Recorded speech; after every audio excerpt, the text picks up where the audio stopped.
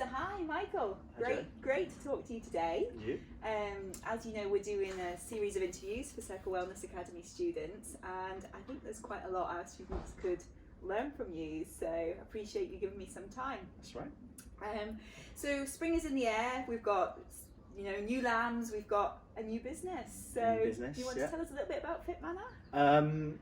Yeah, sure. So Fit Manor is obviously coming out the back of COVID, gym equipment being what it is and how difficult it is to get to, having to be mindful of what you can ask clients to do and not do, and sort of just the changing scope of fitness.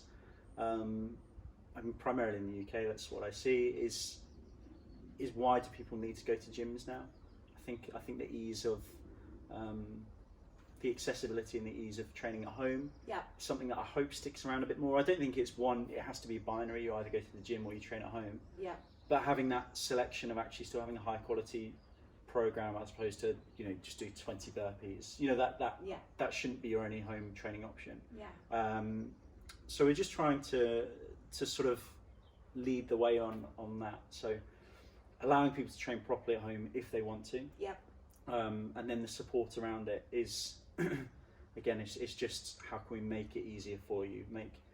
I don't know, it's just something that I think we're at that huge crossroads point globally anyway. So let's make the most of some of the positivity that's come out of COVID. So channel of choice, either at gym or at home. Exactly. You can train wherever. Why 2-hour commute there and back from the gym doesn't suit everyone. So don't force yourself to do that just because that's what you see. Brilliant. What you think you're supposed to do.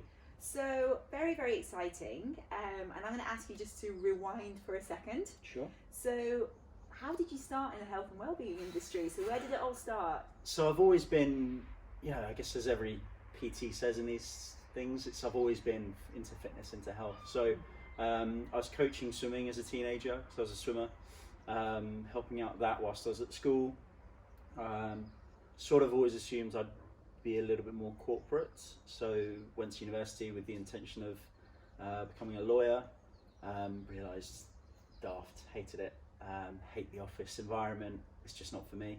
And so I sort of fell into being a PT. I think it was going to be temporary, just something to tie me over when I was 20, 21, 22, till I sort of had a better handle on what I wanted to, or what I thought I wanted to do with life. So started in London, found a gym in Mayfair, which was a bit of a baptism of fire, I guess. Very nice, which is great in some ways, but clientele, there was not much room for error with some of my clients there, which was obviously brilliant. As I look back, but at the time it was terrifying. Very high standards from the outset. Yeah, high standards across everything. I was very fortunate, I think, to get that position in some ways. And then whole relationship that I was in ended. I moved back to Jersey temporarily for 6 months, and here we are. Still here. 5 years later, give or take. A couple of gyms in between. So always sort of working in more. I've never worked in a commercial gym. It's always been quite a bespoke niche type area. And now I'm fully out on my own. I only train clients from their homes. And I wonder if that, so thinking about where you were with Mayfair there, that's quite an exclusive part of the world. Maybe that, beginning of the journey in that exclusive setting is what's worked for you. It sounds like you've almost had a plan and kept evolving that plan, or has this journey been completely by accident? Everything is completely by accident. I think it's just you take the opportunities that are presented to you when they're there. And as it's been a few years that I've been doing this, I like to think I'm a decent trainer. I don't think I'm the best, but I think I'm good at what I do. And the opportunities that have come along that journey, I think I've taken quite well.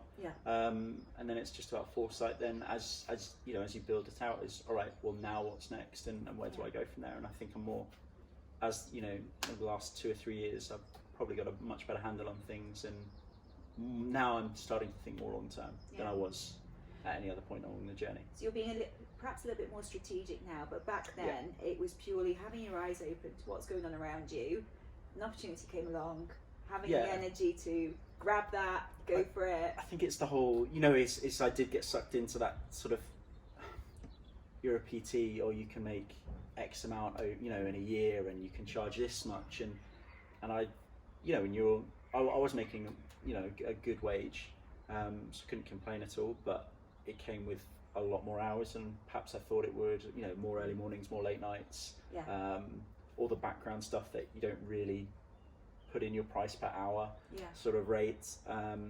So sort of more, I think as I've learned more about that side of things, it's changed how I train and how I work with clients a lot.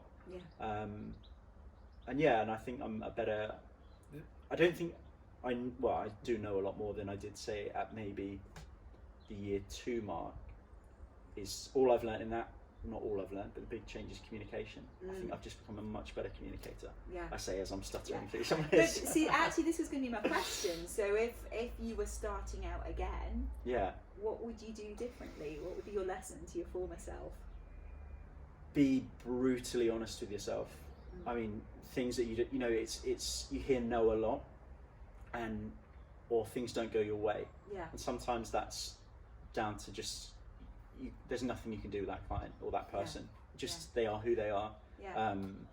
It doesn't matter. You could say things a million different ways, and they'd never ever come on board and to see things how you'd like them to see it, or how you feel they'd get the most out of things.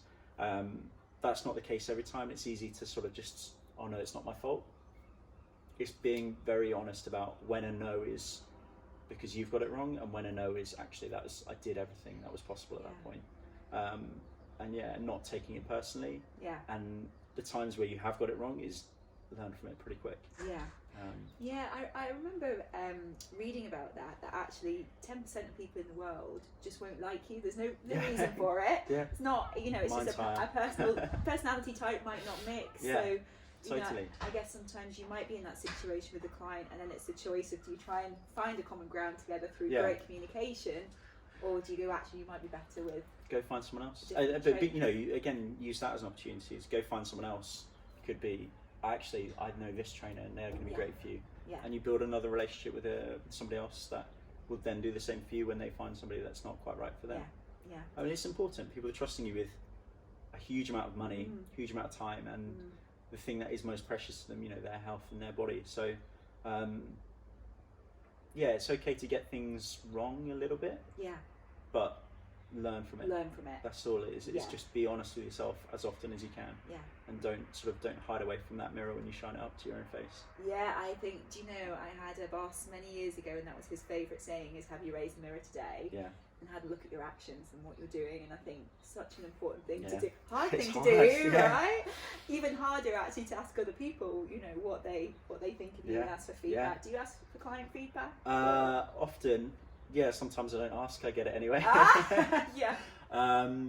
It's I mean, my clients, so in the last year since COVID, my client pool has been slashed significantly. I'm doing a lot less on the personal training side of things as I'm trying to build my other Fit Manor business. Just get that. As I'm trying to build that out, so I've been able to now, I do now have clients that I know we just work, that are the right clients for me as much as anything. For various reasons. It might be time-wise, it might be personalities, we just gel. Some clients I learn from them as much. I've probably got a couple of clients that I don't work them hard enough because I'm too busy listening to what they have to say, which is very fortunate. But that's a great point, Michael, because we did a previous interview with somebody who had been in the personal training as a client, and she said actually sometimes that's what she needed from her personal trainer, just that listening ear. And it's more than just a physical journey, it's a mental journey as well. So sometimes your job, is called personal trainer, but you're probably wearing a whole load of hats in that space as well. It's a tricky thing, I think, to deal with. Sometimes you can, you sometimes do get things that are quite heavy put on you, which is fine, but it's just make sure that there's that, you have your own outlet then to deal with that. Is, clients tell you things that you think, well, I can't believe I know that about anyone, let alone somebody that's, you're in that sort of weird relationship where they're paying you money. Yeah.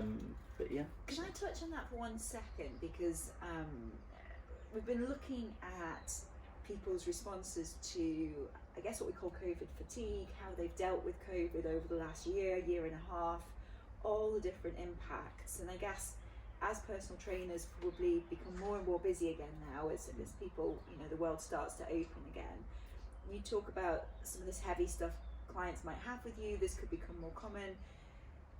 Mental health, qualifications, education, it's all there, right, for people to use and to learn. As a personal trainer, how important do you think it is to upskill yourself a little bit on knowing about? Definitely. I mean, I think that is, for many reasons, why you need to do that, to protect yourself as much as anything. Yeah.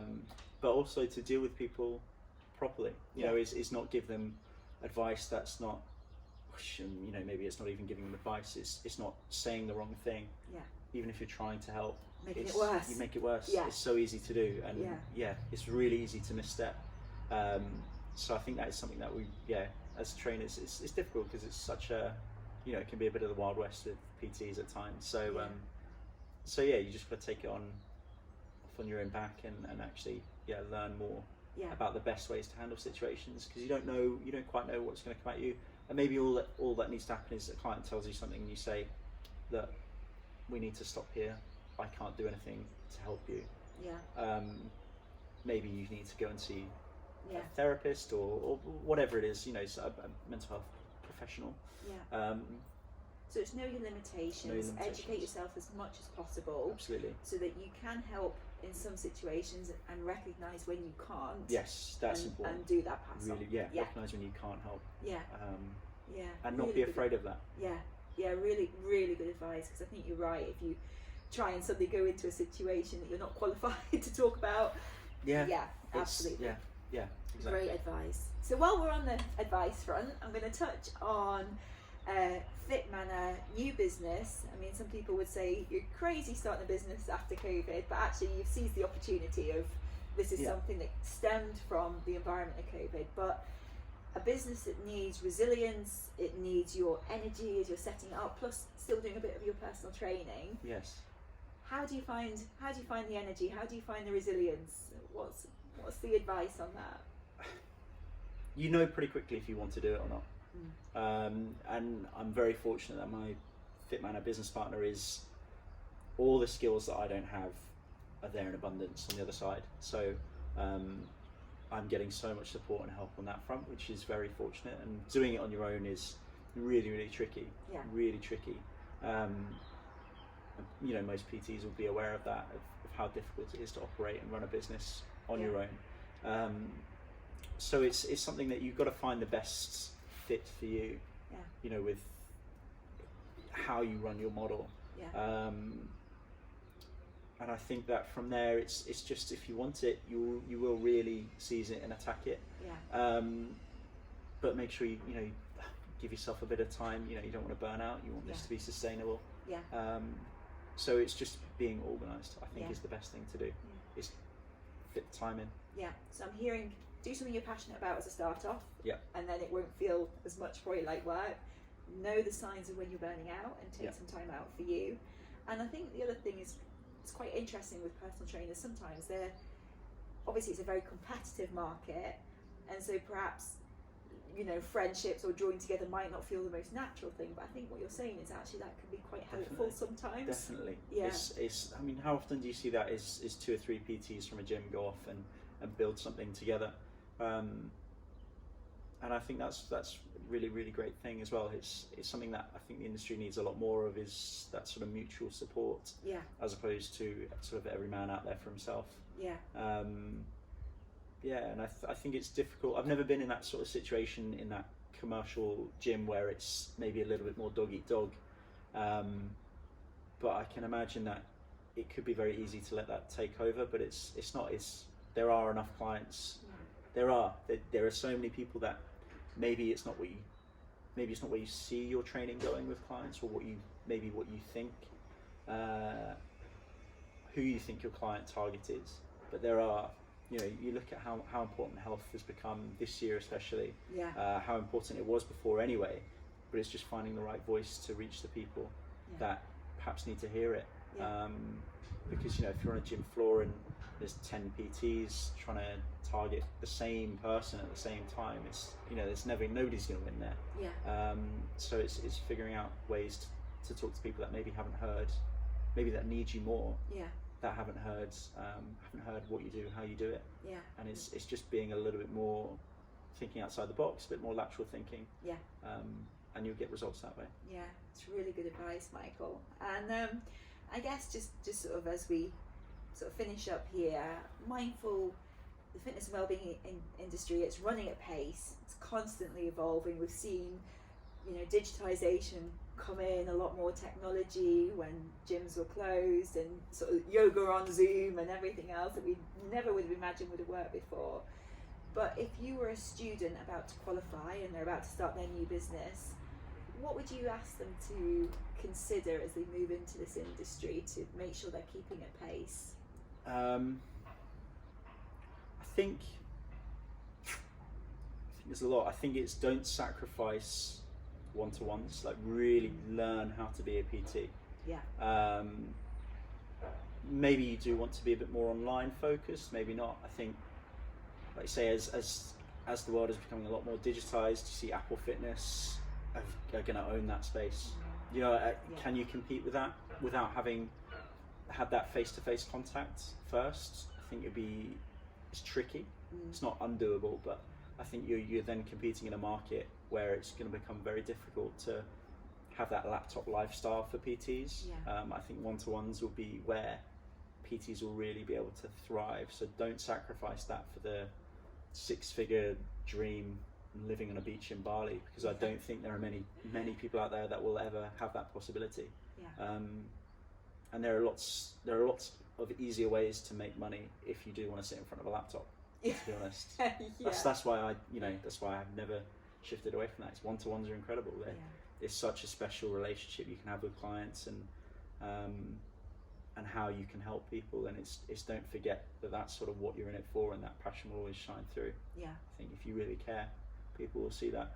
Yeah. And you'll work harder for your clients, and you'll get the results, and you know, it tends to just snowball out that way. Yeah. Personal relationships and talk. Absolutely. Brilliant. Perfect. Michael, fantastic talking today. Any final words of wisdom you think to share, or have I exhausted you out? not many people ask me that question. No, I don't think so. I think it's just work hard. Work hard. And be passionate as well. If you need to take a break, take a break. Thank you, Michael. And if any of the students have questions for you, or would like to ask a bit more about Fit Manor, because obviously they'll be having clients, it might be something they're interested in. Happy for them to reach out to you. Absolutely, yeah. My email address, michael@mlcpt.co.uk, or michael@fitmanor.com, either or. Perfect. Thank you very much. Thanks, Joe.